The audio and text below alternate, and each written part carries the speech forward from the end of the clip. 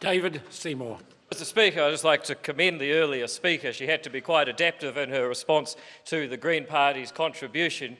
One never quite knows these days if one will get a speech about child poverty or the environment, and I think that may be because they're not so sure themselves. But we have a very adept and adroit minister that just responded, and she could have handled either scenario had she been called upon to do so. Mr. Speaker, it's sometimes difficult to tell, but this House is ultimately about making sound public policy.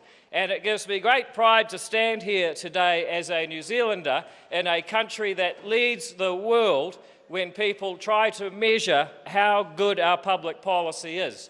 And what do they mean, Mr. Speaker, by sound public policy? They mean flexible labour markets. They mean openness to foreign trade and investment. They mean robust monetary policy.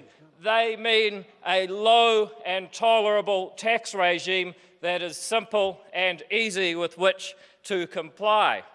Mr. Speaker, if they were to go a little bit further, they might also talk about intergenerational fairness, and they might ask the question, is New Zealand superannuation sustainable?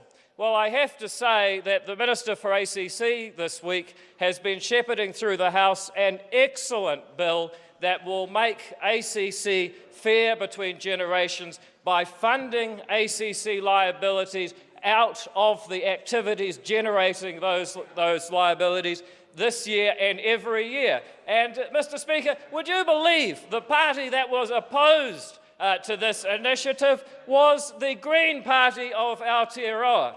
They say that they believe in intergenerational fairness, but as soon as the details get a little bit complex, it all just passes them by. I have to say the leader of the opposition was right to raise the question of the pandas. I don't believe a single cent should go into bringing pandas to New Zealand. I believe taxpayers are sick and tired of pandering to these bears. The cost of feeding them is bamboozling, and we should not have to accept that cost as taxpayers in New Zealand. Nonetheless, the way that the member, or the leader of the opposition, brought up the issue was the opposite of the fine contribution that we just had from the Minister of Conservation. Mr. Speaker, it's been a terrible year for the opposition because not so long ago they were having people sign petitions to keep our assets. And I bet you, Mr. Speaker, they no longer want us to take that course of action. In fact, Mr. Speaker, the evidence when it comes to good public policy is overwhelming. Over the last 30 years, we've had over $2 trillion of privatisation in over 100 countries. There have been studies on the privatisation. There have been studies on the studies. For the opposition, we call those meta-studies. And the jury is absolutely in that private and privatised entities are more productive, more efficient, produce higher paying jobs and make better use of capital than state-owned entities. And isn't that a germane point in New Zealand today when technology is gradually making many state-owned enterprises less and less competitive? We see TVNZ and Radio New Zealand facing a cutthroat media revolution powered by the internet. We see a very similar thing happening to NZ Post.